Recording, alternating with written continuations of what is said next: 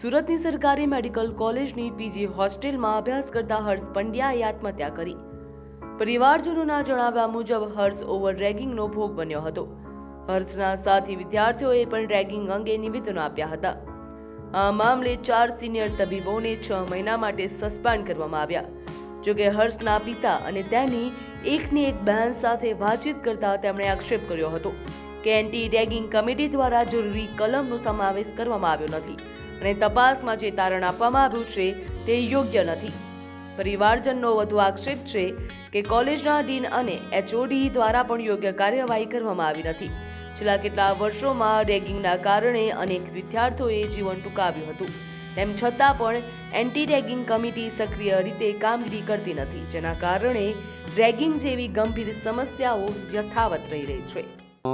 એને આ જે એન્ટી રેગિંગ કમિટીની મિટિંગ થઈ અને એમણે જે નિર્ણયો લીધા અને નિર્ણયોના લીધા જે કંઈ એફઆર થઈ છે એ વસ્તુથી અમને બહુ સંતોષ નથી લાગતો। કારણ કે રેગિંગના કારણે જો મૃત્યુ થયું હોય તો આ પ્રકારના જે નિયમો લગાયા છે અને આ પ્રકારની જે કલમો લગાવી છે એવી કલમ લગાવી છે કે આરોપીઓ બિંદાસ ફરે, ખુશ રહે અને જામીન પાત્ર થાય।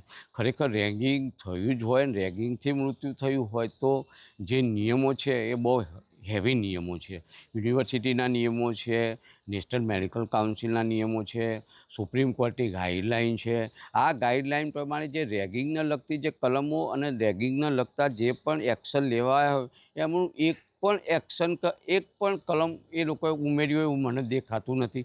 અમે તબીબ છીએ અને તબીબ તરીકે એટલી વસ્તુ તો જાણીએ છીએ કે રેગિંગ થાય તો રેગિંગની અંદર કેવી કલમો લાગવી જોઈએ અને એ કલમો લાગવા પછી એ ખરેખર તો રેગિંગની વાત એવી છે કે જો આ નિયમો પાળો તો રેગિંગની અંદર બિનજામીનપાત્ર ગુનો બને છે। મૃતક હર્ષ પંડ્યાની બહેન ભૂમિકા ભાવુક બની હતી અને એક લાચાર બહેને જણાવ્યું કે હર્ષ સાથે આવું કૃત્ય કરનાર ચારેય આરોપીઓની ડિગ્રી રદ થવી જોઈએ અને લાલ લીટી લાગવી જોઈએ। તેઓ ભવિષ્યમાં ક્યાંક ક્લિનિક ન કરી શકે તેવી કડક કાર્યવાહી પણ થવી જોઈએ। ભૂમિકાએ જણાવ્યું હતું કે મારો ભાઈ તો ગયો, પરંતુ અન્ય કોઈ વિદ્યાર્થી આવા ઓવર રેગિંગનો ભોગ ન બને।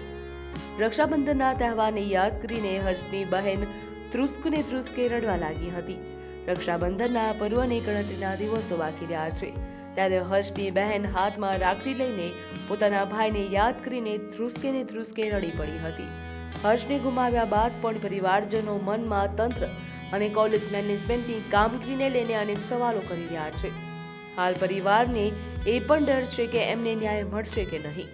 મને રવિવારે 9 ઓગસ્ટે એવું જાણવા મળ્યું કે મારો ભાઈ હવે અમારી વચ્ચે રહ્યો નથી અને અમે બધા ત્યાં ગયા। ત્યાં જઈ અને જોયું ત્યાં પછી અમને ત્યાં લોકલ વિદ્યાર્થીઓ ને માણસો જોડેથી અમને એવું જાણવા મળ્યું છે કે એની જોડે બહુ ગંભીર અને ખોટી રીતે રેગિંગ થઈ રહી હતી। એણે એ રેગિંગ સામે એણે અવાજ ઉઠાવ્યો તો બી ખરો। એણે એના એચઓડીને જાણ પણ કરી હતી અને એના અમુક પ્રોફેસરોને જાણ પણ કરી હતી, પણ એ લોકોનું કહેવું એવું હતું કે ભાઈ તમે તો નવી નવેલી દુલ્હન છો। એટલે સર મારી એ બી વાત છે કે નવી નવેલી દુલ્હન છે એટલે એનો મતલબ એવો તો છે જ નહીં કે તમે આ રીતે એની જોડે કોઈ બી પ્રકારનું ખોટું કાર્ય કરો। જ્યારે એના ફ્રેન્ડ જોડે વાત થઈ તો એના ફ્રેન્ડ જોડે એણે એ બી કીધું છે કે હું નહીં જાઉં ને તો મારી બેન મને લડશે, એટલે આવવાનું હતું સર। દર વર્ષે મારી જોડે રાખડી બંધાવવા કોઈ પણ પરિસ્થિતિમાં અહીંયા આવીને હાજર થતું હતું। એટલું મારું અને એનું ક્લોઝ હતું સર। આવી દીધી સર, એની જોડે જતી રહી રાખડી, બસ ખાલી એના હાથે ના બાંધી શક્યું, એની જોડે જતી રહી। પરિવારજનોની માંગ છે કે રેગિંગ સામે કડકમાં કડક કાર્યવાહી કરવી જોઈએ, અસરકારક કાર્યવાહી કરવી જોઈએ, જેથી ભવિષ્યમાં કોઈ અન્ય વિદ્યાર્થી આવી પરિસ્થિતિનો સામનો ન કરવો પડે।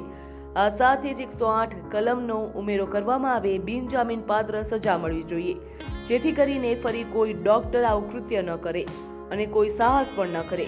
જો રાજ્યમાં સરકારે પીડિત પરિવારના ન્યાય આપવાની ખાતરી આપેલી છે। બ્યુરો રિપોર્ટ, ગ્રોથ નાવ ન્યૂઝ।